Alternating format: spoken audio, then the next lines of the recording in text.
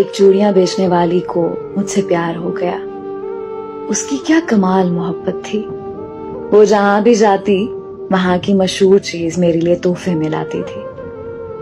وہ میری خاطر میرے شہر میں 4 سال تک رہی. روزانہ میری منتیں کرتی اور روتی رہتی تھی. کہتی ہوتی تھی کہ میرے نال شادی کر لے.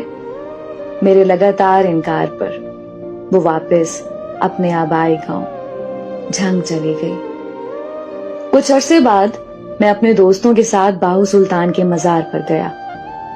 میں ادھر مزار کے باہر کھڑا تھا کہ پیچھے سے کسی نے میرا بازو پکڑا. دیکھا تو وہی چوڑیاں بیچنے والی تھی. خوشی کے مارے وہ کہنے لگی کہ عاقب میری دعا رنگ لے آئی, تیرا دیدار ہو گیا, سادی عید ہو گئی.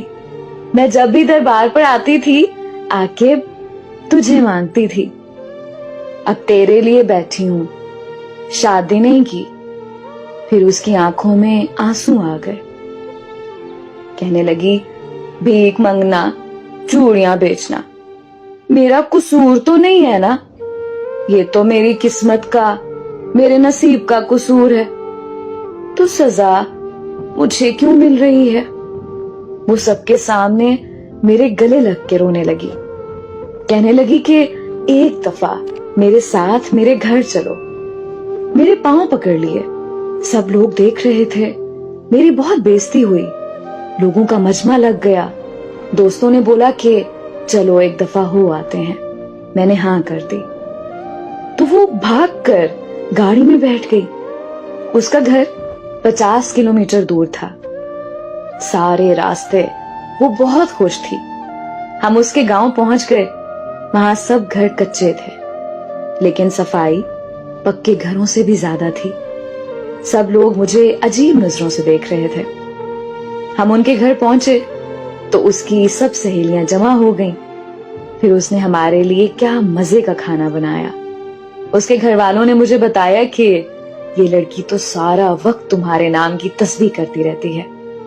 اور پھر جب ہم واپس آنے لگے تو اس کی آنکھوں سے آنسو نہیں رک رہے تھے. میرے ہاتھ چوم کر کہنے لگی کہ تیرا قصور نہیں ہے, میری قسمت کا قصور ہے جو میں چوڑیاں بیچنے والی کے گھر میں پیدا ہوئی. بڑی مشکل سے ہم سب نے اسے چپ کرایا اور پھر ہم واپسی کے لیے نکل آئے.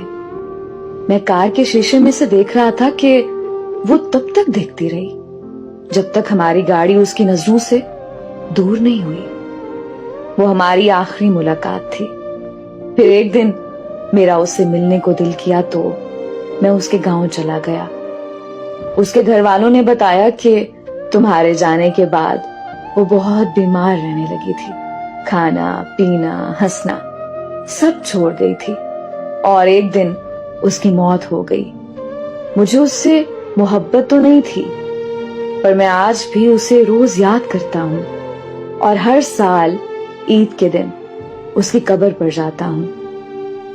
تیرے بعد نظر نہیں آتی مجھے کوئی منزل. کسی اور کا ہونا میرے بس کی بات نہیں.